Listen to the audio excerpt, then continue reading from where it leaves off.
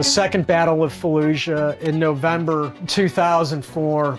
It was one of the greatest battles in military history since Vietnam. I mean, just to frame it, Fallujah was an enemy stronghold. It was a fortress, a stranglehold of bad guys. It was the hornet's nest.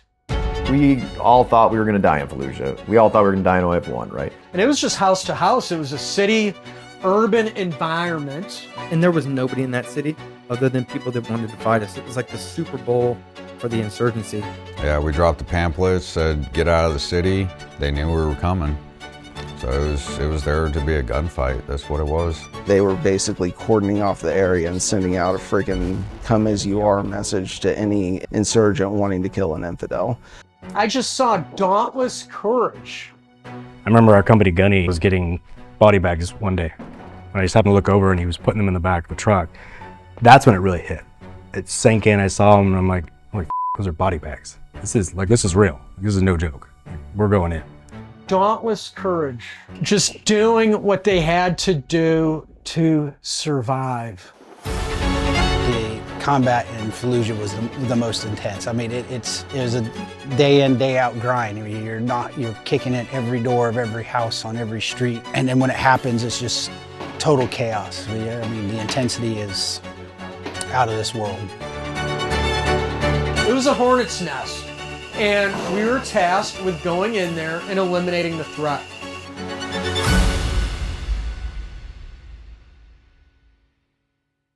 My granddad taught me about the World War II Normandy fight. And I got my generation's Normandy Beach with Fallujah. Yeah, where everyone is on a shoulder fighting the same side. It was a really incredible experience to have. What I witnessed, it was just courageous down to the individual. What I saw man to man, sustained over a period of time. All young men too, very young. You're talking young souls putting their lives at risk. So I was kind of clueless, honestly. I was 19 years old. Travis Greenwood, Sergeant, 3-5 India Company. I ran the Medevacs and I ran all the resupplies for the company. I was doing a lot of recon for the operation of the invasion. When we showed up, there'd been the battle in the spring, and what had happened was the deal that nominally ended that battle was all U.S. forces left the city and they stood up this thing called the Fallujah Brigade, which was just Iraqis, and they would be in control of the city. Well, it basically didn't. It only existed on paper, and Al-Qaeda ran Fallujah was a no-go place for all American troops. So if you were in Al-Anbar, everyone knew all the bad stuff was happening in Fallujah. All the IEDs, everything was their sanctuary.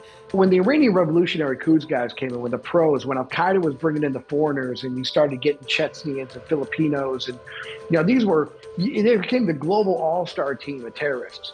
And Fallujah became their epicenters. They had gone there on a jihad, knowing that they were going to die there. And so their whole mission was to take as many of us as they could with them. I had a video that I got from Intel. It was a video of a daisy chain of IEDs that were on these gates of these houses. A bomb had been dropped on a vehicle, and then next thing you know, just the entire block all the gates were exploding. I was doing everything I had, or everything in my power that I could to give as much intel to the guys as possible. And so I never really focused on myself. I was more focused on prepping my guys as much as I could.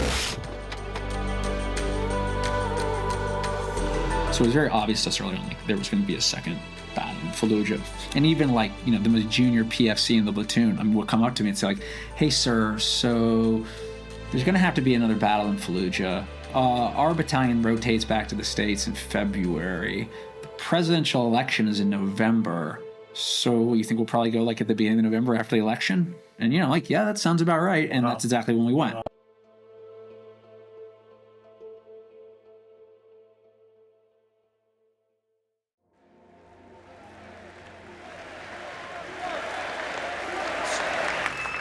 And we are working to advance liberty in the broader Middle East. because freedom will bring a future of hope and the peace we all want. And we will prevail. Our strategy is succeeding.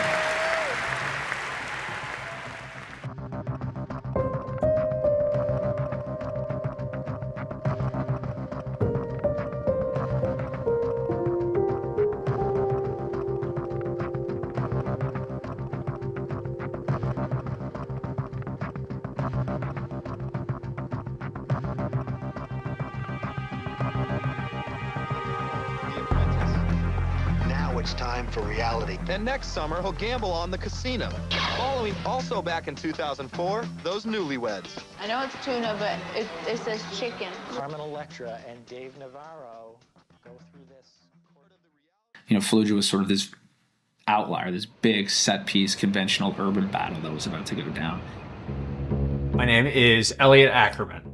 So I served as an infantry officer in 1st Battalion, 8th Marine Regiment. We were deployed in Al-Anbar province, Iraq. We fought in the Fallujah battle in November 2004, and then thereafter served at CIA as a paramilitary operations officer.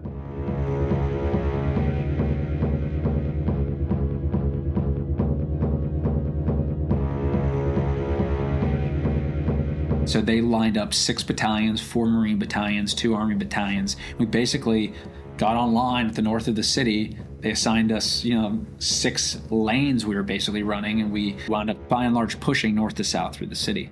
So 1/8 lane was right in the middle of the city. And so the city is bisected by a road called Highway 10, which basically runs like east-west through the city. Also called Phase Line Fran, that's what it was on our military maps.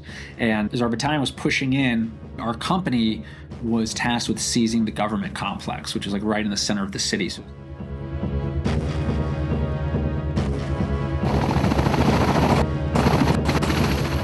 I am Tony Scardino. I was a Lance Corporal Pig attached to the Scout Sniper Platoon. Was in Banshee 2, and we were supporting India Company during the Battle of Fallujah. When we were getting ready to, we were just cordoning the city off. Like that was like our primary job. So we as snipers, we were like set up on the train track or the trestles, overlooking the train tracks coming into the city. We were also set up at the different TCPs, tactical checkpoints that entered the city, and sniper towers that were nothing but RPG magnets. My name's Scott Pribble. I was a hospital corpsman 1st class, and I was the company corpsman for India Company 3-5. I rolled into the city with the company, with the India Company. I was moving mostly with the headquarters element of the company, because that was as my role as the senior corpsman. I was to be there, kind of oversee the medical for all of the junior corpsmen that we had 9, 10 other guys. I did sit down and spend a lot of time with, because like I said, I think I was the only one of our group that had been in combat before. And I spent a lot of time, just trying to teach them what they needed, the basic. This is what's going to save lives, to really reiterate that these guys depend on you. And you got to keep your cool, you got to keep your head, because when you're calm, when you're cool, it inspires confidence to the Marines, because they know that if something happens to them, Doc's going to be there to take care of them. Each company of the 3 line companies gets 1 sniper team, a 4-man team that goes with that individual line company. And then team 4 is H&S, or general support. So I am still in a sniper platoon, I'm in a sniper team. And so Fallujah kicks off November 8th, right? And I'm in general support. Indy Company goes in, I'm still close to all my boys, everything's happening. General support rolls up, and now our job is to go to the southern end of the Jolan district, to the apartment buildings. So we were there for about a week, waiting, faking attacks from different sides and doing all the things that Army Intel does. I mean, pallets show up with grenades and claymores and C4, what do you want? We're everything, every toy, every gadget, everything you asked for is there. It was like you're called up. You're riding a bus from Scranton, Wilkes-Barre to Rochester, New York, and now you're flying 1st class, and you got SEALs. I've never seen a SEAL in my life. A Delta Force, Green Berets, and the media shows up. It was like Super Bowl week. I don't know. It actually The Marines to me always seem relaxed when they're going in. They don't seem stressed out, they don't seem scared, but I know it's there. It's in the background, you know it's there. Name is Justin Oliver. I was a hospital corpsman second class, which is an E5, and I was attached to India Company second platoon. So I was what's called a line corps or medic. We talked earlier, I was responsible for about roughly 25 Marines as a 19-year-old kid. I remember psyops and then just blaring like Guns N' Roses and everybody's just hanging out there and like, one guy had chaw, and I was like, how's that? And I wanted to try it. And I was like, oh, this is f***ing disgusting. I can't do this. I'm like, this is terrible. But everybody hides it with their humor and just the jokes and the things that you do. And then you're kind of just trying to hang loose, try to be as calm as possible in a war zone. I mean, I don't really remember like a lot going up into the point of Fallujah, so. And so we would go from a traditional squad where you got 2 teams of 5, basically. You've got a grenadier, which is a rifleman with a little 203 40 millimeter launcher. You got a squad automatic weapon, an automatic rifleman. You've got your team leader with an M4. I've got the M4, shotgun, whatever it is. Fallujah taught us I need machine guns, and I need them everywhere. I'm not SEAL Team 6. I'm not doing anything surgical. I'm not breaking into your house, shooting a guy in the face and taking the cookbook and bringing it back to a CIA guy. I'm killing. This is Old Testament. Women, children are gone. Civilians are gone. If you're in that city, you are dead. I found a letter that I had written to my family the day before Fallujah. And so it's November 7th, 2004, and my God, did I think I was gonna die, clearly based off of that, right? And so we call them like death letters, and some people do them, some people don't. This wasn't really a death letter. I wrote something like that as a 20-year-old in Fallujah the day before. I would challenge anybody to kind of put into perspective their entire life is to write a letter to your family as if you were to die tomorrow. What would you say in that letter? What would you want to impart on the world and have them remember you by?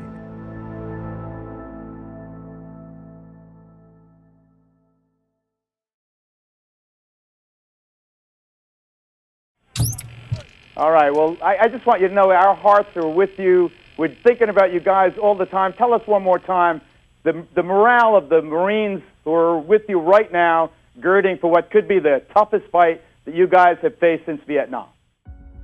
Inside the regimental combat team, I got some of the greatest Marines, soldiers, sailors, and airmen that you could possibly imagine. Every Marine that I told, or soldier or sailor, that, you know, the Army coming in to take on some of our tasks while we get to our business, everyone broke out with the biggest smile and said, "Sir, we're ready." I think that brings a good summary of the type of morale that we have. Our Marines and our combat team is ready for action.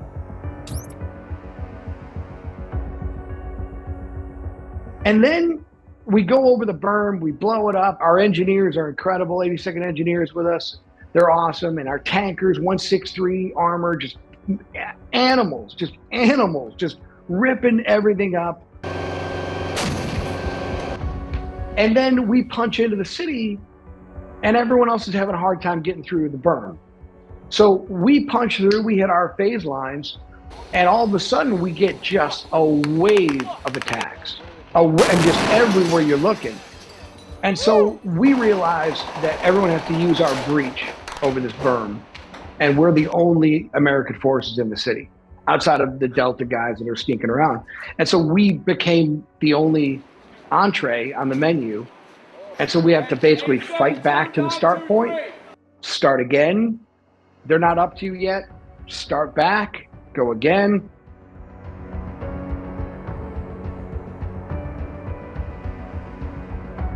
First day of Fallujah, we're in the back of the AAVs, like just jam-packed in there. You know, its room capacity is like 10, they would say. You know, they put like how many guys are supposed to be in there, but it was way more than we were supposed to have in the back of that AAV. But I remember when the door came down, the back of the AAV, and everybody just rushed out. And I was with Sergeant McNerney, who was my squad leader. And I remember like seeing mortars or something hit, door opens, pitch black, you hear gunfire, guys are running out. And I'm like, am I supposed to go? Deer in the headlights, had no idea what the hell was going on. So that was probably the scariest moment of my life. Our command sergeant major is the first guy to die in Fallujah. First American to go down. Yeah, he died at the breach. And we loved him. And he was our father figure, you know? Yeah. And so he goes down to a sniper, and then we lost our XO Edward Iwan and our commander Sean Sims and a scout JC Madison. A unit had not experienced that since Vietnam, where you lost your immediate chain of command, you lose your senior NCO, and it's all a day apart. It's all close quarter battles. So we knew that we were going to be getting some. We knew that the freaking bad guys were coming in, and we were just trying to be ready for it. And I think we were ready for a close quarter battle of 35, 50 meters. That's what we had. We had a couple of really up close fights in Mukdaya, but we overwhelmed them, and a lot of guys would run when they saw us coming. And I just remember I was actually 30 minutes into my rest cycle, and it was so hot. In the tower, you can either sleep at the base of it, but it was in the dirt, so it was uncomfortable, and it's too small to have a cot. So 30 yards away, there was an empty bunker that we had a cot in, and that's where we stored our stuff. And I just remember having my pants around my ankles, laying there with my eyes shut, trying to sleep as I'm sweating profusely, and just pop, pop, pop, pop, pop, pop, pop, pop, pop, pop, pop, pop.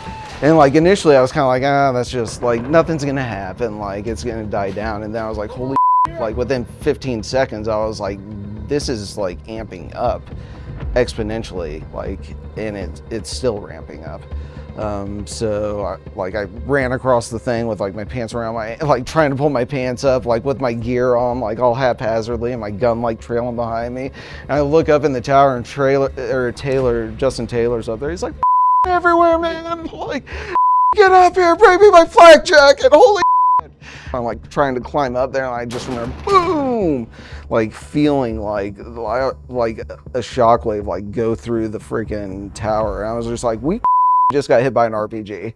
First day of the battle in Fallujah, the company I was with was held in reserve. So our battalion was assigned to seize the government center, which was right in the middle of the city. And so two companies, Bravo and Charlie companies, were tasked with sort of fighting up 800 meters into the city. And they were going to open a channel for us to come through. And we were going to go 800 meters into the city, and then about another 800 meters deeper. Our company would then sort of, in a classic mechanized raid, seize the government center. And then over the course of the next day, those other two companies would fight up to get even with us. So my first day of the battle was basically a mechanized raid right into the center of the city. So we had spent the whole day before on the outskirts of the city listening to all the radio traffic, and frankly, listening to all the Medevacs rolling in throughout the day as Bravo and Charlie company were fighting. And if you just toggle through the frequencies on your radio, you could listen to 3rd Battalion 1st Marines fighting, or 3rd Battalion 5th Marines fighting. So we were all just sort of gathered around radios waiting. So we brief, we got the plan. My battalion took the northeast sector of the city. And the plan is, at this point, we're pushing through. We have our sector, all of our phase lines, and we're going house to house, and we're getting it on. So we're mechanized, moving up there. We're in 7-ton trucks, all of which, by the way, no armor. This is still at the point where none of that had, it's all soft skin, no armor on our vehicles. We push in to establish our presence on the northeast side there. And man, they were engaging us from the road. We're up on a highway at this point still, so they're in the city. And I'm seeing, at least at the time, I didn't quite understand what it was because I couldn't really hear the explosions, but they're impacts. And you're seeing the effect of the impact. But it's not like the movies with mortars. There's no big fireball. Or if it is, it lasts a half a second. It's gone. You don't see that. You see really the energy, and then you see dust from it landing on the ground or whatnot. And man, we were just having these impacts all around our convoy. Again, just one of those times where it was those would easily take out a 7-ton truck. I mean, the entire, it would have been catastrophic. So we're getting engaged from personnel on the road, getting engaged via indirect fire as we're moving in. And it was that sense of wow, they're bringing the fight. We're not even off the vehicle yet. We haven't even dismounted. So when we dismount, we basically clear the first block and stop. And we essentially stay there for a month. And we get in little engagements back and forth, static engagements of them kind of probing our lines and firing pop shots at us and maneuvering and moving. And then very early on the morning of November 10th, 2004, our company crossed the line of departure into the city. And obviously that was the Marine Corps birthday.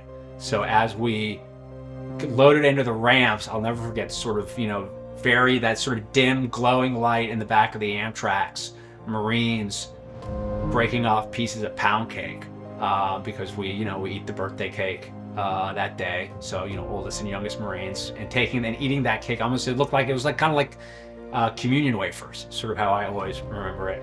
We climbed in the back of the Amtraks, and then our company AXO read the Commandant's birthday message over our company net as we rolled into the city.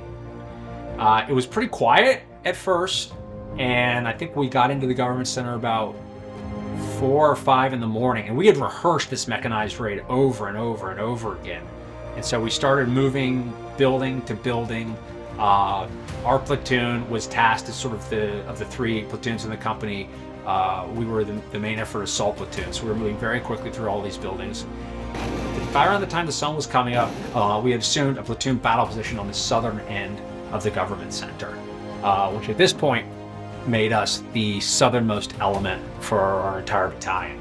And then when the sun came up, so all hell broke loose. So there's a train track, there's a train station to our west, and there's an apartment complex, 6-7 stories tall.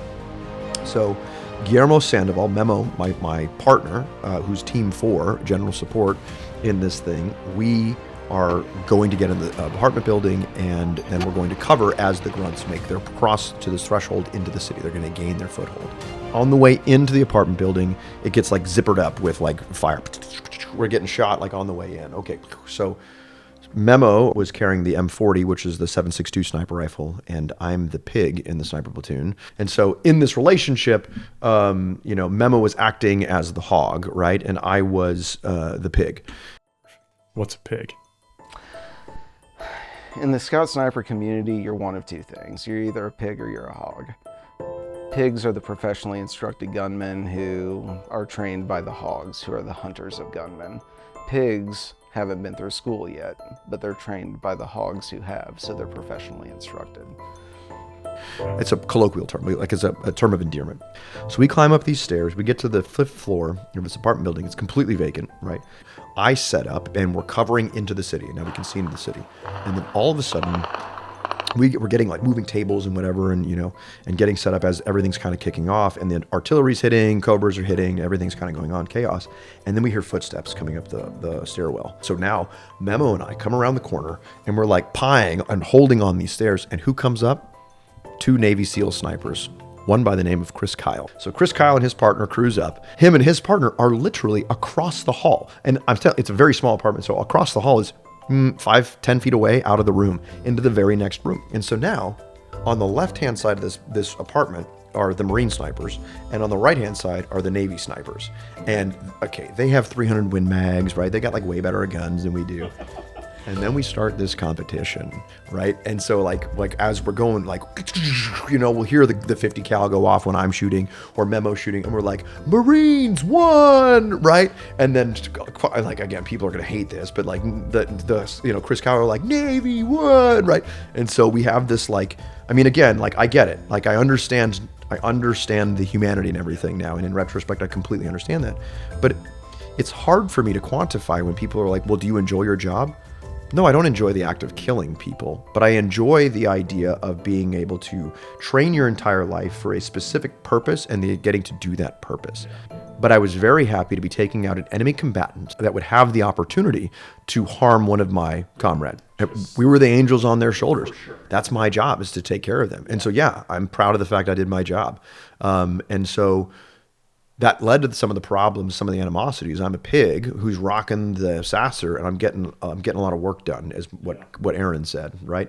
And yeah, there was a lot that happened that day. And then as the sun set that evening, Chris Kyle and his partner ended up taking off and then meeting up with the Marines and carrying in. Well, we stayed there for 2 more days and continued operations there as guys were going through the southern part of the city. And working through the southern part of the Jolan district, and then working their way towards the center of the city. I mean, gunfight. once we established a foothold in the city, we had a corridor basically out northwest around the apartments and then back to Camp Fallujah, which was the main hub. And then Camp Fallujah was what's called Bravo Surgical. And so they would run these ambulances. We'd get a wounded casualty, we'd get them off the front, and then we'd load them into these vehicles, and then he would take them back and forth, corpsmen in hand.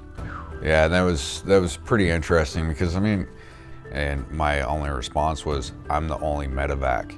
It was like, I'm not slowing down. Like, I mean, that also leaves you up for ambush and stuff like that. So I rolled around the city, just one vehicle all over the place. But I'd get the guys out as fast as I could and get back to the company for the next injured guy when the dudes were kicking in doors. But at night, I don't think I slept for like the first 5 days because at night, like I was running medevacs and doing stuff during the day to help out the guys, and then all night long I was running resupplies to the platoons. That was pretty wild. Like here I am driving around with MVGs like all over the city, like trying to figure out where the platoons are set up at, and got lost a couple times, got shot at a few times, and it was interesting. On one of my resupplies, I come up on this house, and on this one I am by myself in the vehicle, middle of the night, running resupplies, making sure dudes have ammo, grenades, AT-4s, everything they needed. And I'm driving down this street, and there's this house with lights on. And I'm like, what is going on? And I look, and 2 Iraqi males and 2 females walk out of the house and start walking toward me. And I'm on the radio, I'm like, hey, I've got these 2 mams over here, there's females, it's family. I was like, what am I supposed to do? And I was told to detain them and bring them back. I was like, I cannot do that. I was like, I've got munitions. The whole Humvee was just loaded with grenades and stuff. How is one person supposed to do that? So I ended up getting a little bit of trouble maybe, but yeah, I just marked the location and I headed back. But yeah, it was kind of interesting how I was rolling around by myself for a lot. The Askari district of Fallujah is the eastern side. It was called the Soldiers District. And this is where Saddam retired as general. So there's an upper middle class neighborhood. And the Iraqi culture is very insecure. These are giant, thick homes. Every home is built for defense. You had tunnel network systems that were connecting homes that had, one house would have nothing but medical gear in it. The other one would have bullets. The other one would have, explosives. And they all knew the marking system. Foreign fighters were on the perimeter. The hardened guys were on the inside. So we were clearing buildings that we had cleared the days before. So you get a little bit of familiarity with where we're going. We were staging across from the train tracks, I think, a little bit too long. It let guys start moving up, so that initial push that first night, there was some contact, but not a lot. And then once we got rid of those guys, I think it took a while for insurgents to move back up to where the contact kicked off. We were adjacent supporting the company, and all of a sudden it came over the radio that Antoine Smith was killed. But yeah, I got the call that we had a Marine down, 2 wounded, and a location for them. And so, I mean, I was in the Humvee, I grabbed an A driver, somebody to throw in the back, and just got up to the house where all the guys were at. They loaded everybody in the back, and I flying through the city up to the apartment complex outside the city where our battalion was set up at. Yeah, Antoine D. Smith, he wasn't my platoon, but I'd known him out at CAX right before we kicked off this deployment, and he had a stutter, and like it was fun talking with him, but he was honestly one of the nicest dudes I ever met. I mean, I know it sounds kind of funny to say, but he was just sweet as can be. He was just a really, really nice dude. That was the first major one. He was KIA. One guy I couldn't get to, which hurt me the most, was Mayor. Let's go with Mayor. I mean, he made it out of there, but I watched Mayor get hit. I watched him go down. He came back up, and I could see his leg was already just covered in blood. So I saw him, it was like, boom, I'm hit. He comes up, and I see him run around to this building. So I see him, I go to go get him, and then as I'm running to go out the door, there was a wall here, and then Mary's in this house here, and there's a wall here. Well, I go out the door to go over that wall. All of a sudden, bullets start hitting the door next to me, and somebody grabbed me, I don't know who it was, grabbed my flak jacket and pulled me back in and said, "Doc, you can't go." I was like, "What the mean I can't go?" This is my job, right? Luckily, another sergeant, another corpsman, Nibbles, was able to get around and get into him. So obviously he got buddy-aid first, but that stuck with me for years. I think it stuck me the rest of my life. The fact that I couldn't do my job. So I did my best not to let it emotionally affect me. I was more focused on, I have a mission, I need to focus on that. And so getting those guys out, that was my priority. That's what I focused on. Like I said, he was the first dude I knew that got killed in combat. So it took a little while for it to actually kick in. I mean, when South got shot, he took an AK round right to the jaw. And I got on scene, shortly after, they had pulled him out of the building. Doc Lowry was there, and he was initially treating him. I took over care of him and a couple other guys that were hit. It's kind of funny. When we were in the truck, and I'm trying to make sure he's still breathing and all that, and he keeps pointing to his leg. And I'm like, I don't understand what's going on, because, I'm worried about you being able to breathe. And then I had finally looked, and he had a bullet hole in his ankle, or about his heel. And that's what he was more worried about than being shot in the face, because I guess that's what hurt. And at that same time, had another Marine that had been shot in the upper chest and was developing a tension pneumothorax. So as we're flying down the road in the back of a Humvee, I'm having to decompress his chest as I'm trying to make sure that he's still breathing. And then other Marines were wounded, and then we needed to move to support this. So like I remember coordinating with Powers on the mic, like, hey, like, where are you guys? And like, hey, we're here. And like we linked up, and then we were clearing the house, and freaking nothing was going on. It seemed like it died down a lot, and we got up onto the rooftop, and the fight had like died down considerably. It seemed like the situation stabilized. Like, yeah, we probably don't need Overwatch, we're good to go. So we started like coming back downstairs, and then all of a sudden all hell just broke loose. Sprinted back outside. I was the last man out. I just remember JP was the first man out. He like took 3 steps onto the door and like identified a threat like 50 yards away, like jumping over a roof. As I came out, I like looked in, just saw what he saw, and saw him drop the dude. So they were like they're reinforcing the position via the rooftops.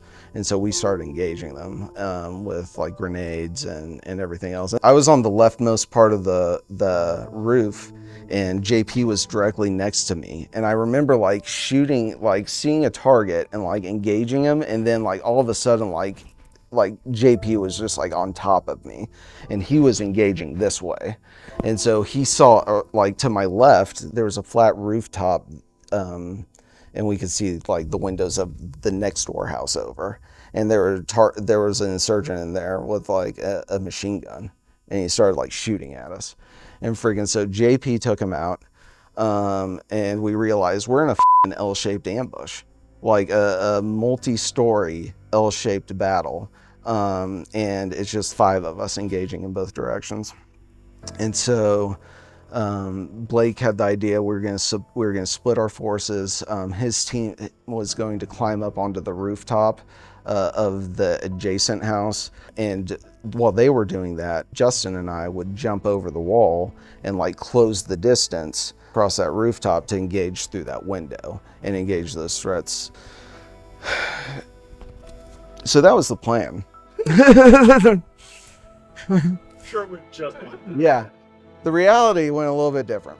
So bisecting Fallujah was Highway 10, and so we were fighting basically with the insurgents who were on the southern end of the highway. We were on the north end of that highway all day long, and that kind of became their main line of resistance throughout the day. One of the first principles of urban combat is before you launch an attack, you gain a foothold.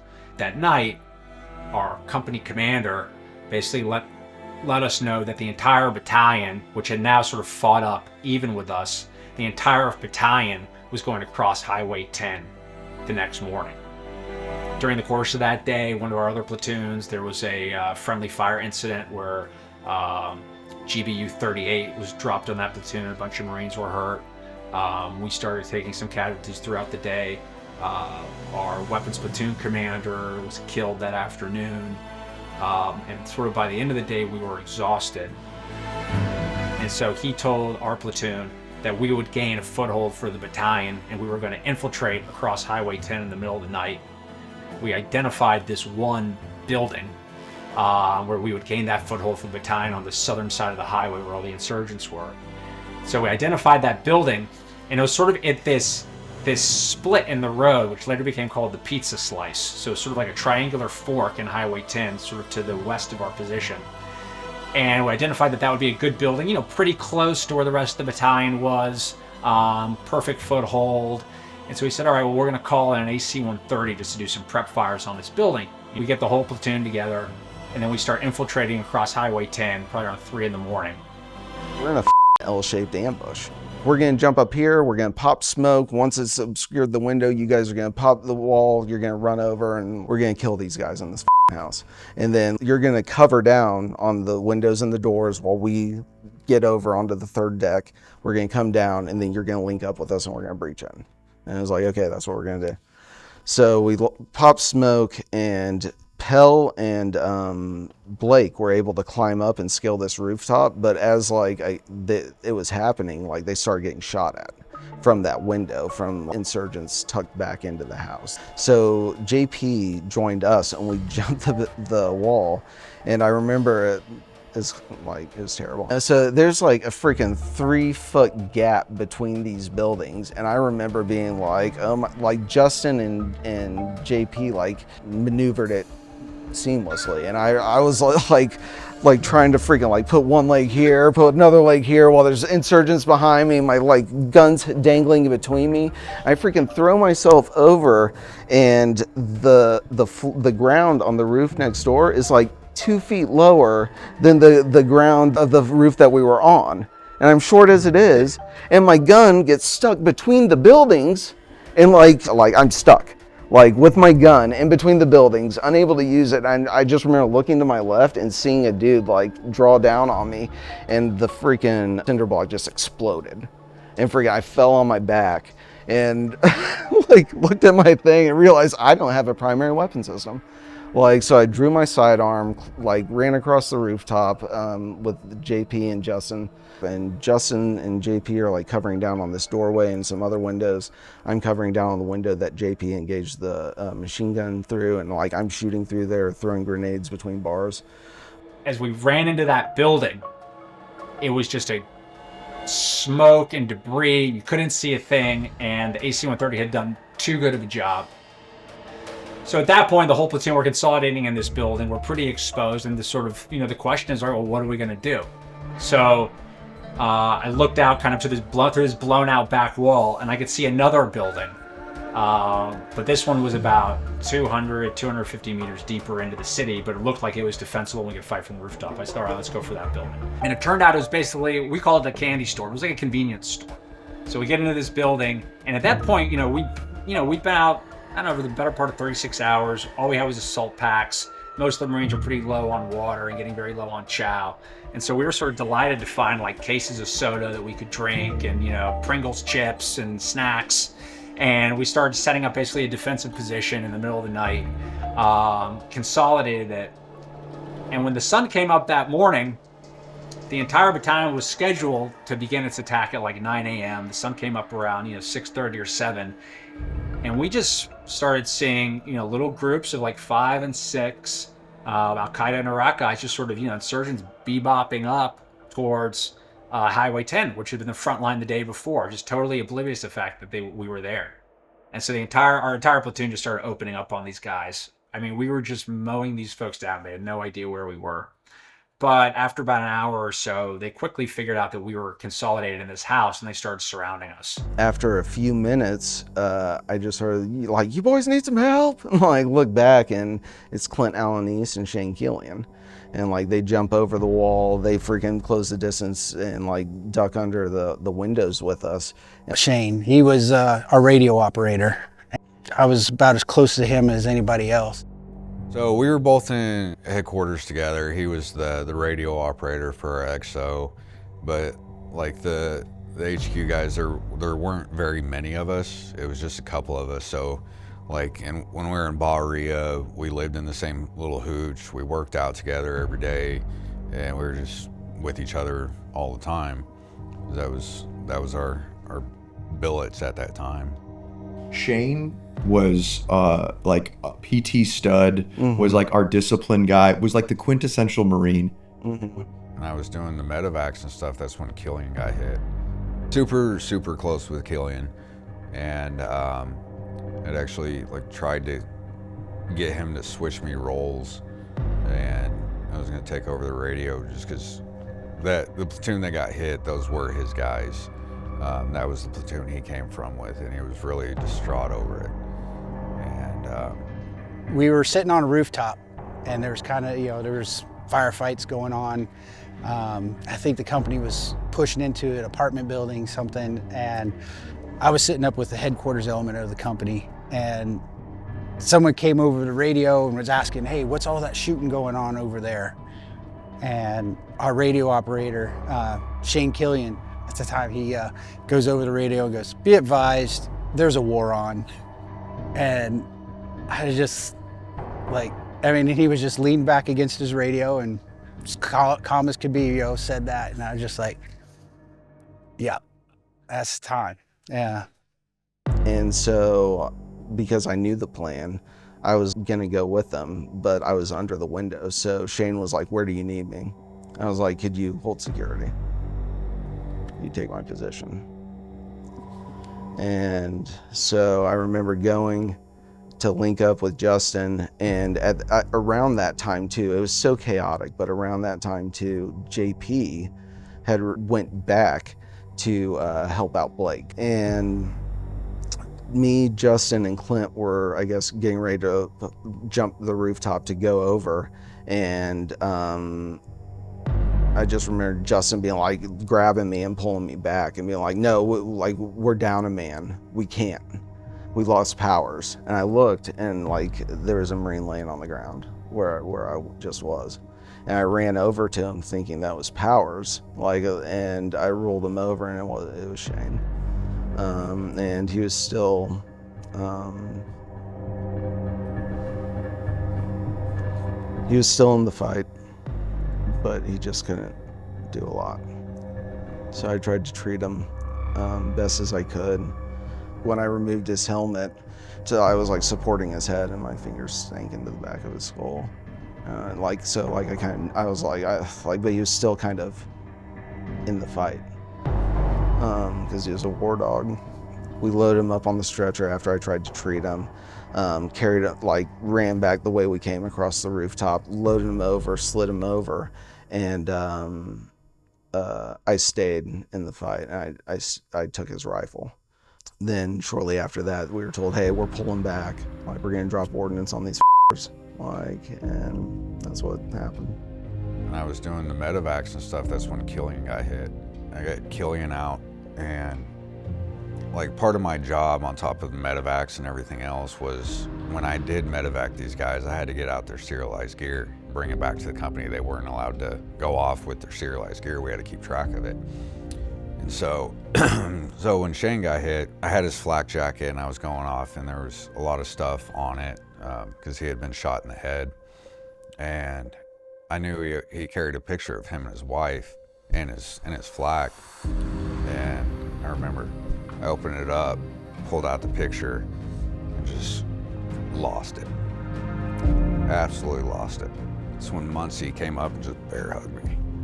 I was able, luckily, I kept the picture the entire time. I put it in my flak and held on to it the entire time, and I gave it to his wife when we got back here. but it destroyed me. Like his first son was born the day he got killed, a little bit after he got killed. So that was the hardest right at the beginning for me. That's still a tough one. That one's in there all the time. And I remember that night, Captain Shantosh said he had to go back to the battalion CP for a meeting, and he grabbed me and he took me, and he's like, "Doc, I want you to come with me." I was like, that's weird. He never takes me to these things, but okay. And he took me and he dropped me off at the BAS, and to where one of my best friends was working, HM1 Chris Pearson. He was there, and I guess I don't know if Tosh had talked to him ahead of time or what, but I was pretty broken that day, and he dropped me off at the BAS, and Chris brought me a cup of coffee, a freaking hot cup of coffee, you know, something I hadn't had in I don't know how long, and he brought it to me, and we sat and talked for I don't know how long, but he left me there at the aid station for a long time just to help me get my head right. And yeah, that was,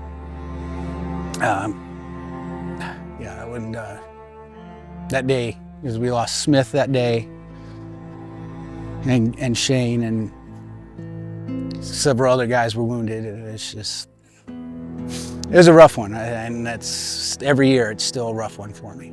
And when we knew that he was, you know, and April was going to give birth, that was like all of us. We were all in that, right? And then later on, and you know, on our further deployments, you know, Ross Smith, right? You know, he was the soul of the company. And when those people, we lose those people, a part of us dies with them. Yeah, for sure, man. That's a beautiful description. That's a great way to describe it because it's totally true.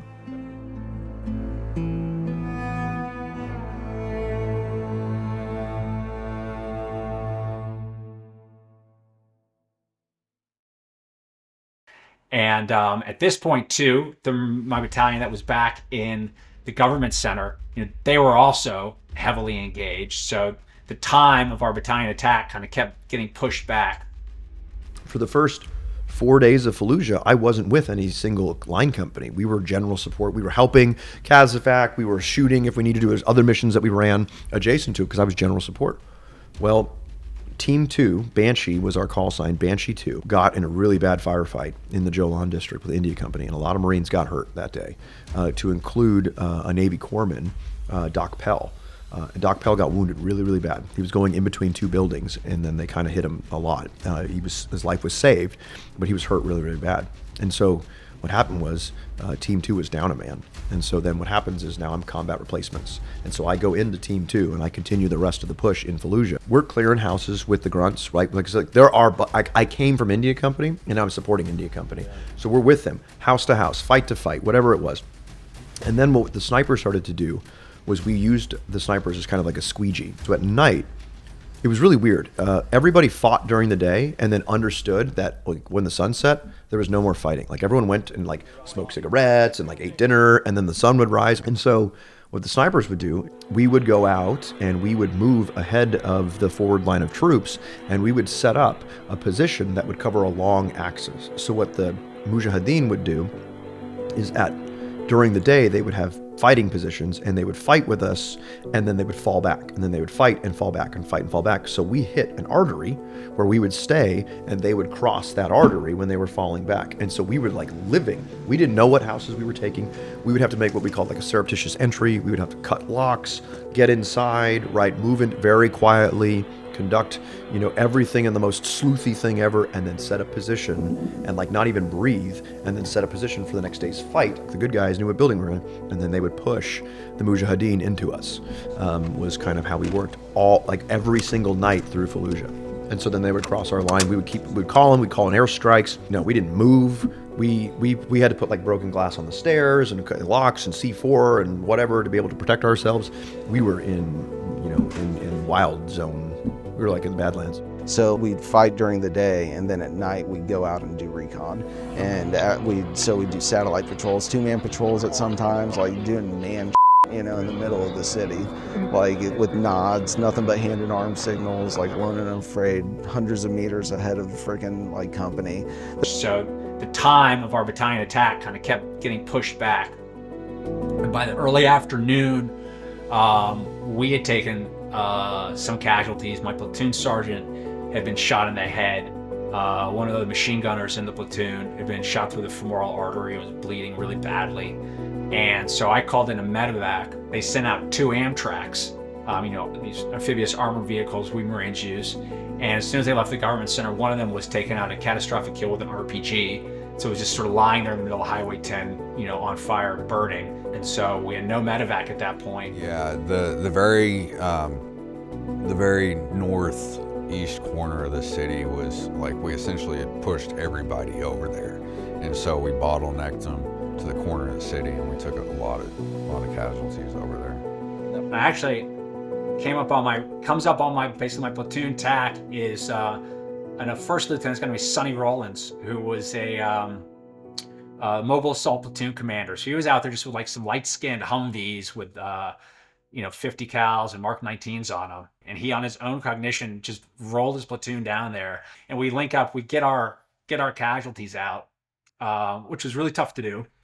We got them out, and later Brown survived, but was given last rites when he made it to the battalion aid station. So sort of a miracle he survived. But we're still sort of surrounded at this point. We can't get out.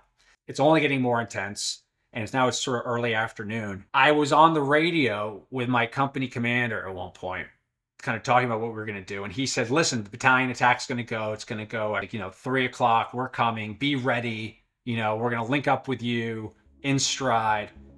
And I said, hey, listen, like, it's going to be dark in like 3 or 4 hours. Like, let's do this at night. And he and I sort of were having this debate. He was a great company commander. He's like, basically saying to me, understood, but we're coming at 3 o'clock. We're moving around in an upscale neighborhood, and my XO, right before he's killed, isolated about 5 guys from a cell. He engages and destroys one of them. The other guy goes into a house. We're separated by maybe 400 meters. And that was, we didn't know where the bad guys were. So this is a huge advantage to know somewhere in these 10 houses, bad guys are there. They're not leaving this block of 10 houses. 10 to 12 bad guys not leaving this neighborhood. So we got them cornered. In my career, I'd say there maybe a dozen times where I really felt like I was earning my pay.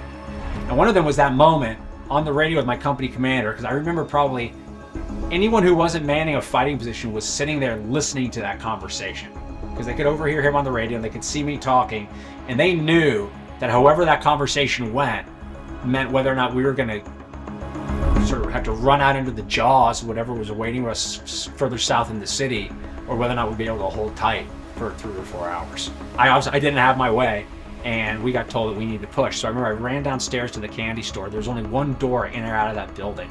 I said, well, let me see if I can even get us out of here. I tucked my head out the door, and there was like a PKM that had a line of fire right down this alleyway, and it just stitched up the alleyway. I kind of come like barreling back in through the door. And I'll never forget this. I remember just sort of watching the alleyway after that at this sort of calm moment, and there were like these 2 pigeons. There was a wall on the far side of the alleyway, and they were trying to land on this wall. And every time they would land, they were just, you know, and they couldn't land on the wall. And I turned around, and the first squad leader in our platoon, a guy named Adam Bonatai, kind of saw me. We bumped into each other, and I looked at him, and I said, we go out that door, it's suicide. And he later told me, he's like, you know, I was never really worried the whole time until I saw you, and you said it was suicide when we go out that door. That was the one time I really was worried that this wasn't going to work out okay.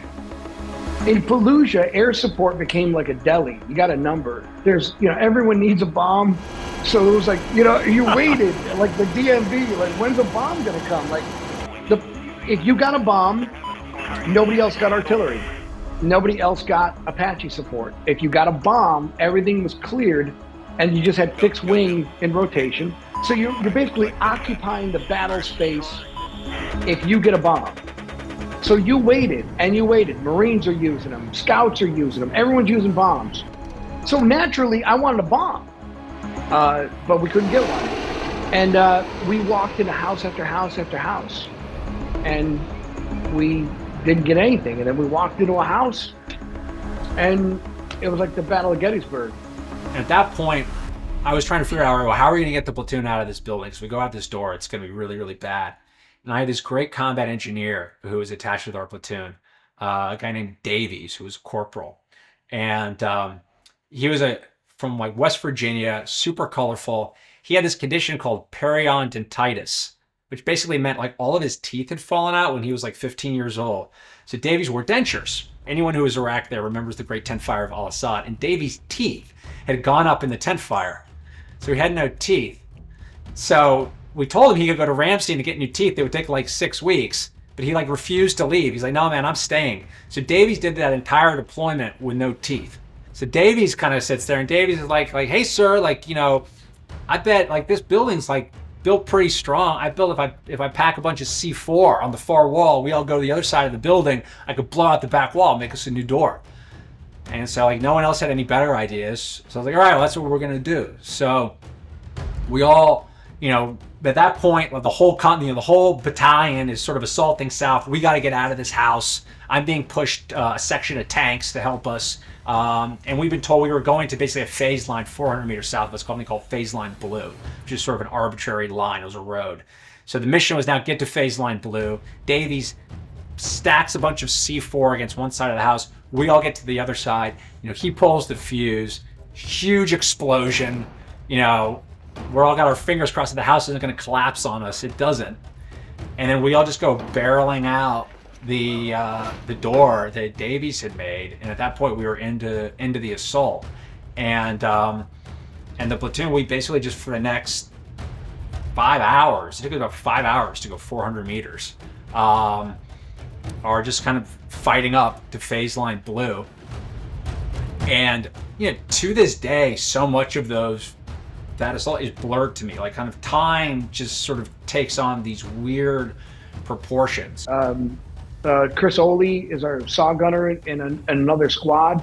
He opens a door, and he just, I mean, this kid was one of the best saw gunners, I think, in the battalion. This kid just, to go from opening 10 houses, I mean, you're talking about adrenaline high, adrenaline low. The door opened, and Oley just reflexively put down a long burst, which kept their heads down enough. And then that fusillade of fire comes back. Warren Misa, team leader from another squad, pulls him out, really saved his life. We would switch roles a lot. And so it was sometimes we would be clearing with them. I mean, house to house fighting. I mean, every single day kicking. I lost a very good friend in Fallujah. It was heartbreaking losing these men because I guess the finality of it is what is the hardest, is like, I guess imagine having this conversation and then 10 minutes later, there is no opportunity for this conversation, like ever. So the finality is the thing that, like, the gravity of the finality. I lost a very good friend, Greg Rund, and he was from Littleton, Colorado. Funniest guy was Rund. I mean, that dude, he was always just a clown. And the funny thing about him, he had like a very overactive saliva gland, and there was, like, I remember when he had to get his wisdom teeth pulled, we were over here, and he came back and he was just like drooling blood for forever. But that guy, he was always a clown. But he was always like happy and excited. I remember the night before he got killed, we were sitting at a house, and I was working on the radio, and Greg just comes up, and he's got a big smile. He's like, "Greenwood, what are we doing tomorrow?" And I was like, "Well, we're gonna keep pushing like we do every day." He was like, "All right." He was in Columbine when Columbine shooting happened. He was in the school and saw like Dylan Klebold and whatever, and saw that, and then joined the Marine Corps. And so when I was going through my first divorce, because I was a Lance Corporal, Greg let me sleep on his couch, and we smoked Parliament cigarettes. I'm 19 years old, you know, after being married at 18 years old, smoking Parliament cigarettes, and Greg Rund drove me around way too fast in Southern California in his little Cadillac, right? You know, like this like beat up old Cadillac. Greg Rund took care of me, you know, and then he gave his life for his country. So we were held up in a house. It was this block we were on. There's like 4 houses in each corner, and I remember, like the day before or something like that, before they dropped a bomb or something like that, we went in, and then all of a sudden just like hit the fan. Somebody went to a house and just all hell broke loose. And I remember being across the street, Sergeant McNerney, my squad leader, and some guys were like taking fire from the house. Some guy popped out, They killed him, so then we ran back across the street to pull back into another house. And there's just so much chaos going on. And somebody's like, oh, somebody got hit. Another corpsman was over there, and like it was a lot of confusion. Somebody that was Turpin, like, oh, he's got blonde hair, and it's like blonde hair, like this was Turpin. They're like, no. And then somebody finally figured out it was Rund. Greg entered into a house that they knew there were bad guys, and so you have to think about this. I hate the term hero. I hate it. I hate it when people thank me for my service. I don't like. I understand that it comes from a place of love, but it kills me because anything they're like, you're so brave, sure. But you know what bravery is? Bravery is Greg Rund. When he knows that there are bad people on the other side of the door, and what does he do? He kicks the door open anyway. And he goes in. And he fights, and then continues to fight. And then they couldn't get him out of the room, right? And then they fought and sent more people, and just witnessing that, right? Witnessing that love for one another. That's the weird thing, is people are like, the sniper, Force Recon sniper, he talks about love. None of that was hate. Everything about that was love. Greg didn't yell for the corpsmen, it was his friends that yelled for the corpsmen. The bravest thing I saw were grunts doing stuff like that in Fallujah, just going house to house with no idea what was on the other side of the door, or, you know, patrolling around Afghanistan when you're going to go into a village and nobody really knows what's in the village, but, you know, hey, let's just go check it out and see what's there. So it was just sort of that kind of the modest and enduring courage of the young infantrymen, I would think, is the most impressive thing that I saw in all my time.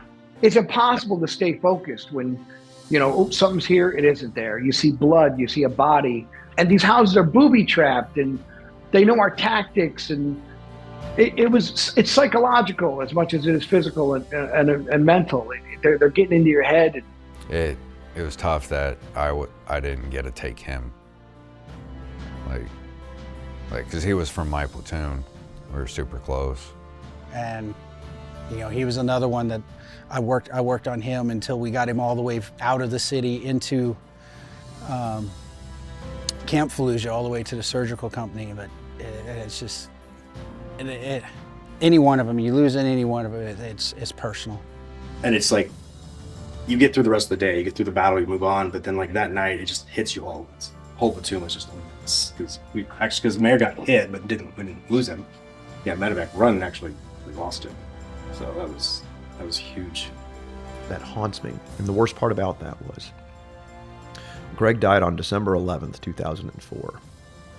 December 11th is Jane Rund's birthday. Jane Rund is Greg Rund's mother. And so Jane was having a birthday party at her home when the Marines showed up to notify her that her son had been killed in Fallujah. And so Travis Greenwood and a number of us made a commitment to call Jane every year, to be with Jane as much as we can every year, so that we change the memory of what her birthday is. Not the day that her son died, but the day that she gets to see her son's friends. It's miserable, man. But like, I wish that he didn't die. I mean, of course, no. Like, I think about those things, and so what I often have to tell myself is there's the way that you want the world to be, and then there's the way that the world is. And so the way that the world is that Greg died that day. And so what we have to do is be able to try to honor his legacy, be as good as we can to be able to carry that thing forward, and try to make sure that we live a purpose-driven life for him. I'm on the left side of the house, they're all on the right side of the house, and we're just separated by just two enormous cones of fire that are just, the only light is tracers. And there's a chandelier, a nice chandelier, that's just getting ripped apart, and guys are cut up and bleeding, and it was just really chaotic. And Joe Swanson and Jameson McDaniel are two young machine gunners, and they just start firing from outside the house into the house. Their fire is coming through the wall. The bad guys' fire is coming through the door in the wall. The wall is crumbling apart. Rounds are like throw a log on a fire, the embers, that's what the bullets are doing. There's nothing you can do. Yeah, man, what are you gonna do? I asked for a 240, but they couldn't bring it from the outside inside. I asked for a saw. I looked at my rifle and I couldn't, the trigger wouldn't go, the bolt was open, and I thought it was a double feed, and I had a little bit of numbness in my thumb, and I looked down, and my whole magazine was apart. There was a round that had hit the magazine well and just lodged into the bolt. So that weapon was dead. And I needed a saw. So someone slid me a saw with 200 rounds, and I thought, you know, let's just suppress these boys, get in that door, fire off as many as I can, control bursts, and get everyone out. And then once we're out, we'll consolidate, come up with a plan, or get a bomb. But we found 2 of the bad guys are in this house, and they're under a stairwell in a bunker. Let me occupy them enough to get everyone out. So I figured I'm just going to put rounds in and get everyone out. But man, it took a lot of intestinal fortitude to do that, because I knew with the amount of fire coming through that door, if I didn't immediately kill them, I was pretty much thinking I'm dead. Like, that was the only part of that whole day that I thought I'm going to die, was the suppression part.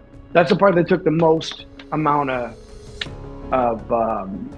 intestinal fortitude, you know. I figured suppress them, get out of the house, let's kill them immediately and get a bomb. That was the plan, and it went sideways really quick. The saw went cyclic, which means that the trigger was back. It just kept firing. And at that point, I went second knuckle to just basically like, I'm going to get popped, and when I get popped, I just want to keep shooting bullets. And it wasn't working. So I got out of there. And as soon as I left, I'm on the stairwell above them, out of ammo, with a saw. And I'm like, I got to get the hell out of here. So I just kind of threw something to distract them.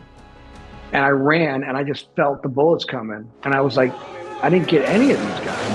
Like they're not even wounded. They were alive, and I was running for my life, and I'm running again. And I've never broken contact in my life. None of us had. We never, ever broke contact in a fight. And I was so proud of that. Until that day, that was the first time we got out of something that we couldn't get out of ourselves.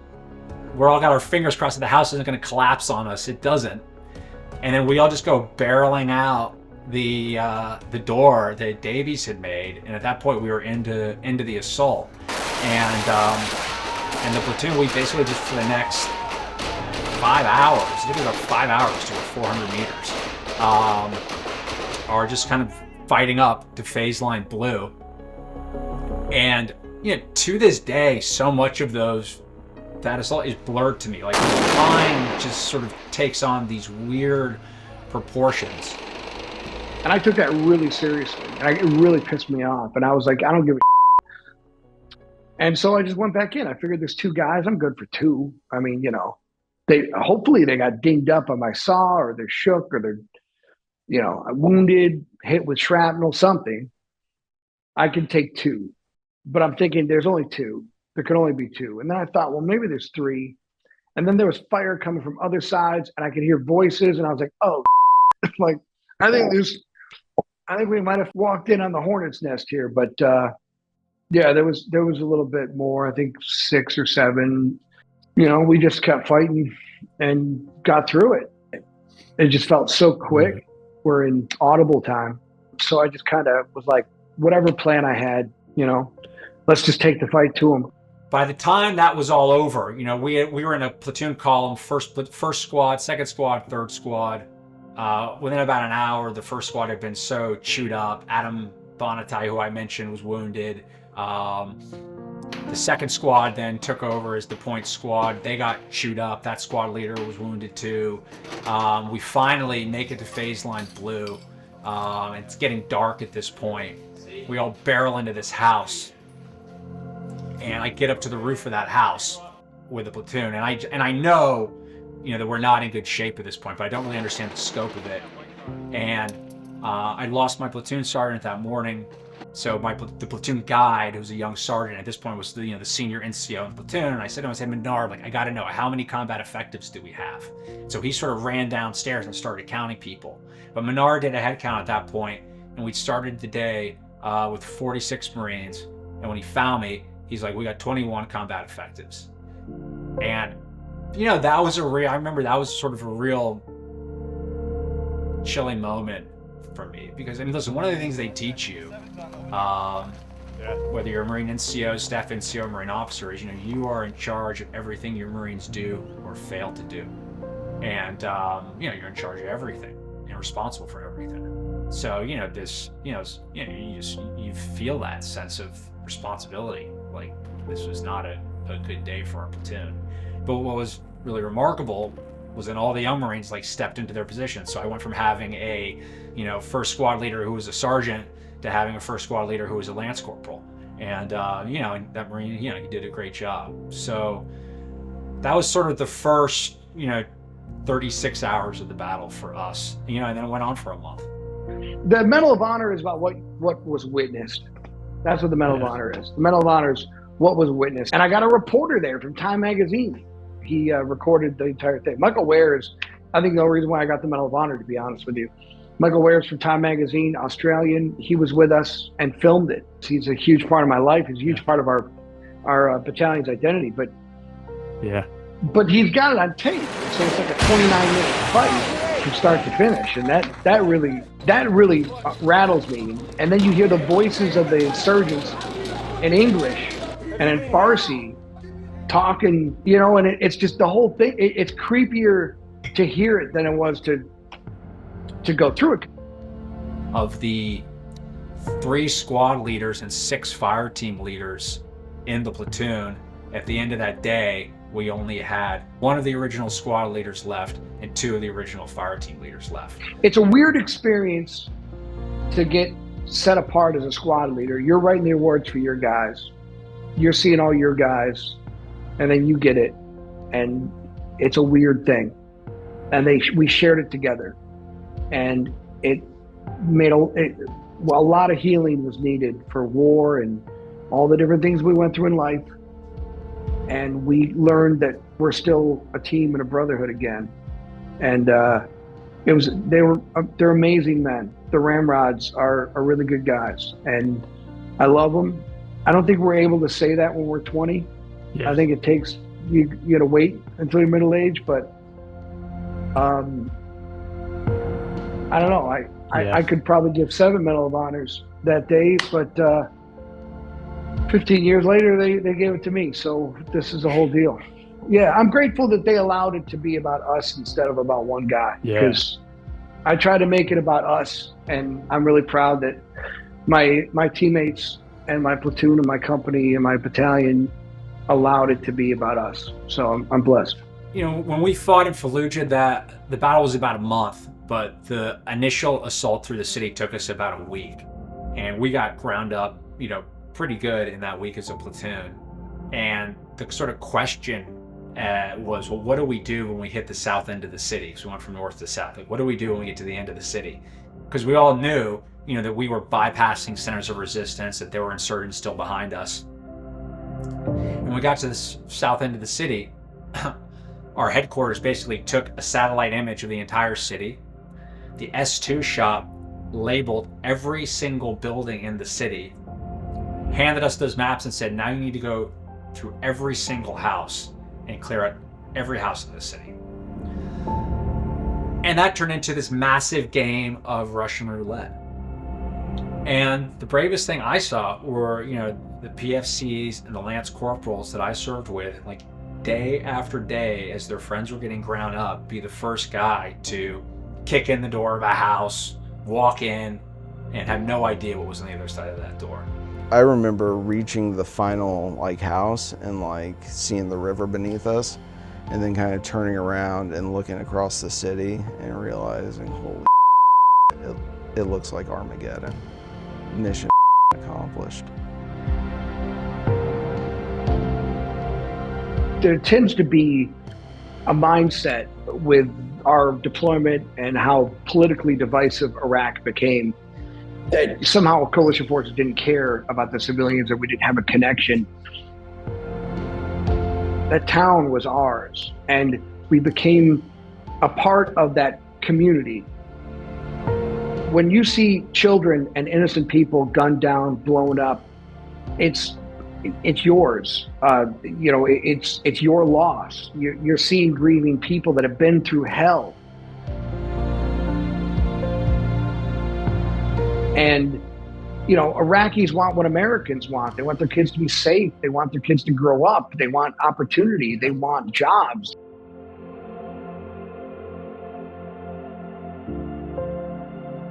In Iraq, millions of voters took part Sunday in election to form the country's new National Assembly, the first contested election in Iraq in half a century.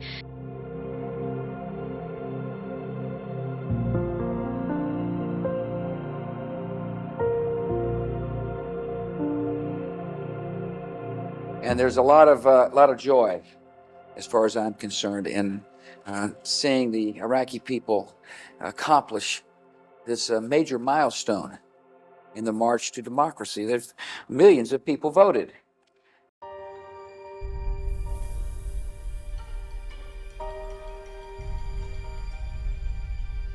My war was Iraq. We don't pick, we don't select that. That's the fight we have. But when people come to me and they're like, what did your friends die for? What really was the purpose? My friends died for me. They died for us, literally. So message to anybody that wasn't there that, might not understand what it was like. That's tough. That's tough because, you can't, it's really hard to articulate that, put that into words for people that wasn't there. Just to know that every one of those men that walked all those streets, they were there and willing every day to put their life on the line for each other.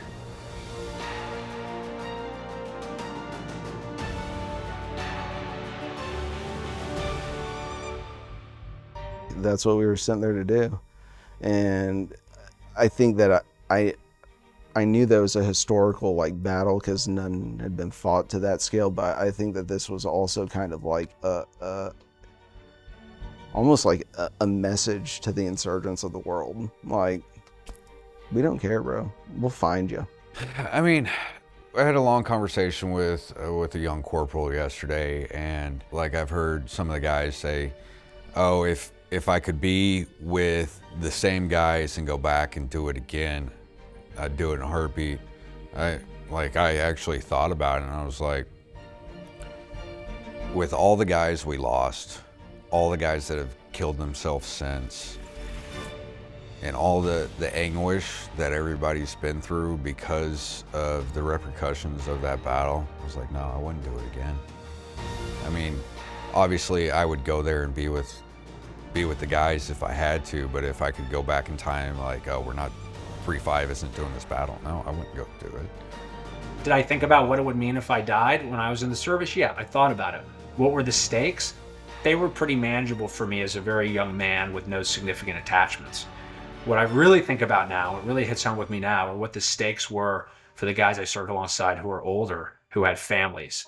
You joined the Marine Corps to fight.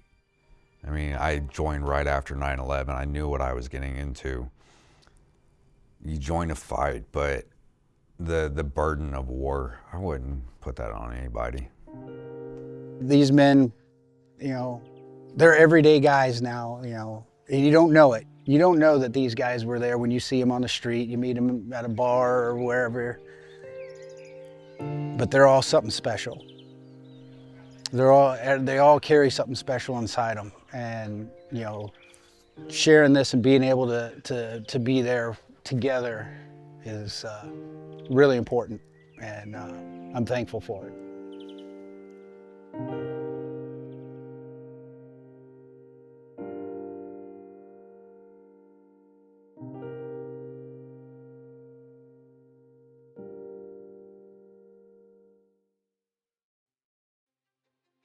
What should we do during peacetime? I was like, train hard, don't get complacent, and be prepared. The next conflict could kick off tomorrow. But if you just do 4 years, if you make it a career and you can do 20, 30 years without ever going to war, I'm happy for you.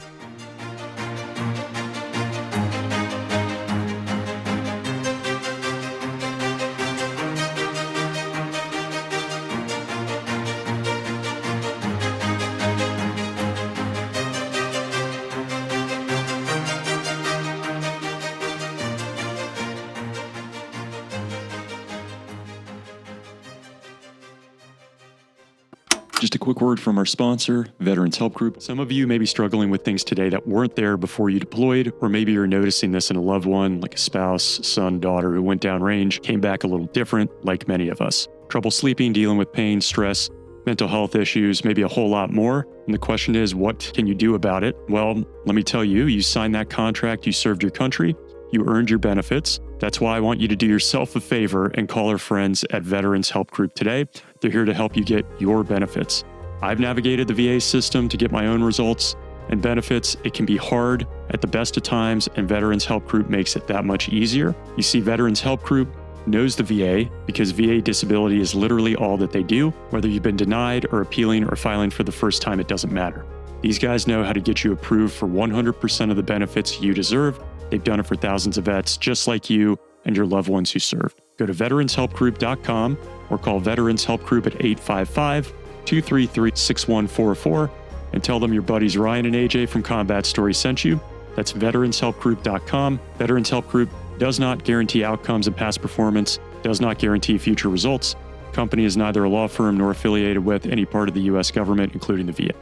This video is also sponsored by Delete Me. Delete Me makes it easy, quick, and safe to remove your personal data online at a time when surveillance and data breaches are common enough to make everyone vulnerable. Delete Me knows your privacy is worth protecting. Sign up and provide Delete Me with exactly what information you want deleted, and their experts take it from there. Delete Me sends you regular personalized privacy reports showing what info they found, where they found it, and what they removed. Delete Me isn't just a one-time service. As someone with an active online presence, privacy is really important to me and my family, especially given my background in the military and in the agency. I want to make sure people don't have too much information about me online, and I have been doxxed by some fairly unfriendly people in the past. I love getting my monthly Delete Me reports telling me exactly how much of my online presence has been cleared. I actually look forward to this. Take control of your data and keep your private life private by signing up for Delete Me. Now at a special discount for our listeners, get 20% off your Delete Me plan when you go to joindeleteme.com/combat and use promo code COMBAT at checkout. The only way to get 20% off is to go to joindeleteme.com/combat and enter code COMBAT at checkout. That's joindeleteme.com/combat, code COMBAT.